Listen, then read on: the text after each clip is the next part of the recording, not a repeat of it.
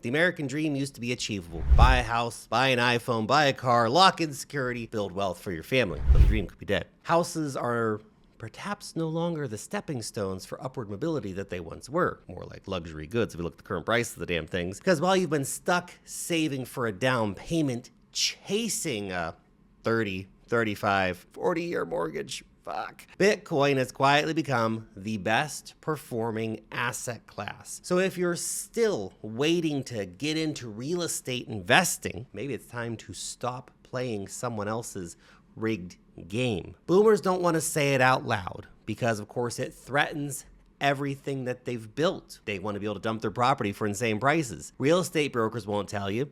Threatens their paycheck. Your government's not gonna tell you. They want you to keep investing in the Ponzi, man. Your parents still think owning a house means you've made it. So I'll say it for them. Screw real estate, buy Bitcoin. Not saying don't have a house over your head, but if you're looking to start real estate investing, that's a whole other question. And here's why. The truth is, your grandparents could buy a house on one salary. Your parents could buy a house on two salaries. But now you can barely cover rent with two salaries and three side hustles. It's ridiculous. That's not a you problem, that's an inflation problem, that's a broken economy problem, that's a distortion of the markets problem. According to a Harvard University report, the US median home price jumped to 5.6x the median household income in 2022. Back in the early 2000s, this was closer to 3x income. Think about how big of a leap that is. It's doubled. In the 1980s and the 1990s, it was below 3x. In over half the top 100 US metro areas, that ratio exceeds 5x, with places like San Francisco and San Jose, California, topping 8 to 12x income. That's insane. Housing has become totally stupid. It's become more like gatekeeping. The housing market, especially from an investment perspective, in a lot of locations, could be relatively cooked. Boomers are gonna keep gaslighting you. They'll say, well, if only you work harder, you gotta pull yourself up by your bootstraps, man. If only you saved more. Stop buying your daily lattes and avocado on toast, damn it. Then you can afford to buy their house that's up 50x since they bought it for a couple of pennies back in 1950. But it's not that people just got lazy. The game changed, man. We're playing with monopoly money now. It's all fake. Thanks to an unlimited money supply and the willingness to print an unlimited supply of money, a very long period of artificially low interest rates. I know they're a bit higher now, which has kind of stalled out the housing market, but it's a different story. And government policies, of course, to restrict housing supply. Asset prices rise, wages have not kept up. So real estate becomes what it was kind of never meant to be, an elite asset class being bought by major asset managers and all that kind of stuff. What was once just shelter has now become a financial prison for the poor and a wealth machine for the rich. If you want a glimpse into the future of the Western housing market, though, you don't need a magical crystal ball. You just need to look at Japan, actually. But before we get into Japan, a quick shout out to today's video sponsor, which is TANGEM Wallet. Now imagine a wallet that fits into your pocket and outperforms basically everything else in the market. TANGEM gives you cold wallet security with hot wallet convenience. It supports 80 plus networks. Just a card, man, it's awesome. Lets you transact anytime, anywhere, and it's built to last for 25 years. No seed phrases, no batteries, no nonsense. And doing a transaction as easy as putting your card to your phone. It's pretty crazy. Just pure freedom and control over your crypto.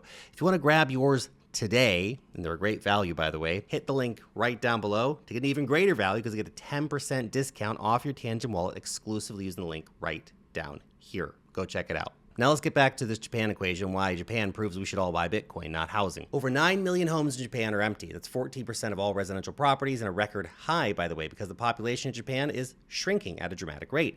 The birth rate has collapsed to a record low, which is not unique to Japan. South Korea, Spain, Italy, and the list goes on. The younger generation, they're not getting married, they're not having kids, they're not buying homes to live in. The older generation, they're either downsizing or just going away. This is what happens when demographics collapse. In real estate markets, guess what? If there's no one to live in your house, real estate's a bad investment. The hard truth is this is coming to the Western world as well. Now, due to very robust immigration policies, America has fended it off to some extent, but it's coming everywhere. The model only worked for real estate when population, wages, and money supply were all growing. Your grandparents could buy low, sit tight, watch the value rise. That era may be coming to an end. Now there are more homes than there are willing or able buyers. That's not to say certain locations won't continue to do well, like Dubai and Miami and stuff like that. So maybe you have to be more selective with the real estate investments. But when it all happens, okay, prices don't rise, they fall. Demand dries up, rental yields collapse, maintenance and taxes eat at your margins, and governments will step in to print and inflate the bubble once again. Keep the illusion alive. Raoul Pal said it best: people think of houses like an asset, but you rarely sell it. You may eventually downsize, but it becomes your lifestyle bank. Look, it doesn't pay you, it costs you. Mortgages, repairs, insurance, taxes. You're not investing, you're spending money to fund a fantasy. If your house is your lifestyle bank, then maybe it's time to ask yourself, well, what's actually growing your wealth in the background while you're living your life? This is where Bitcoin comes in. That's why the smartest investors today are done playing the old real estate game and are now buying the digital version of Manhattan, which is Bitcoin, okay, with a 30% compound annual growth rate. Now, I can already hear the real estate bros coming for me saying, but Bitcoin doesn't generate a passive income.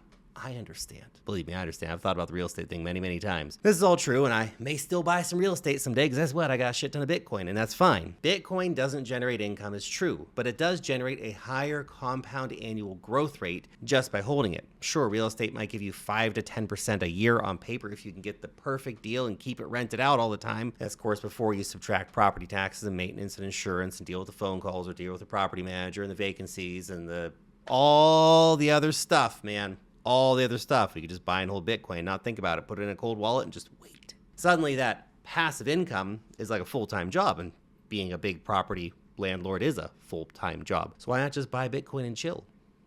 You get more gains per year on average, you can sell those gains. Historically, if you've held Bitcoin for more than 6 years, its CAGR sits comfortably above 20%. And in May this year, before its explosive move to 123,000, its 4-year CAGR was still tracking at 17%. That's why more investors are waking up, like pro soccer player Alex Crognall, who recently sold his rental property and moved the money into Bitcoin. He did it when the price was $98,000. Now, why did he do it? Why did he jump ship from his rental property? Surely he's got the cash income, man. Well, he said because there's a better way to store and grow wealth.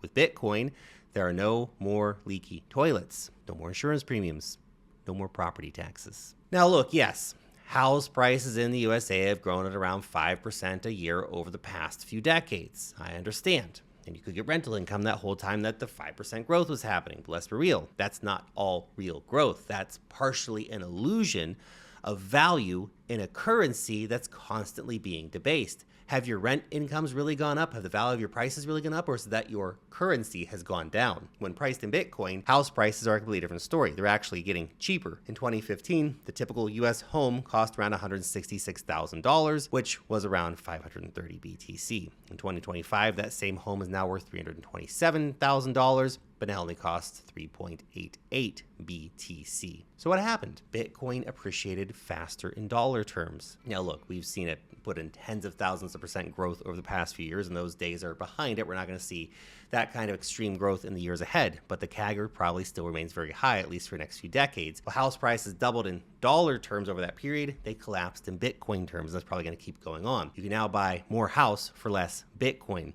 This is what deflation looks like when your money is working for you. Your wealth goes up in Bitcoin terms and the cost of living goes down in dollar terms. And while Bitcoin is becoming more and more scarce over time, a lot of houses out there, man. A lot of houses. So next time someone flexes their house value, okay, remind them it might be worth more dollars, but it's worth way fewer Satoshis. And in a world where your currency is inflating away, clinging to a dollar-based net worth is like bragging you're the richest guy in a sinking ship. Remember, Michael Saylor said, people who store their wealth in fiat currency, we call those people poor. The ones saying worth X dollars, they become the new lower middle class. Meanwhile, the ones asking, how much Bitcoin do I own? They're building wealth in a money that actually is scarce. That's the re-rating. That's the shift. That's the future going on here. Let me know what you think. Would you rather have 3.88 BTC or a house worth $300 and some thousand, the median house price today? I know what my answer is. Let me know your answer down below. Thanks for watching.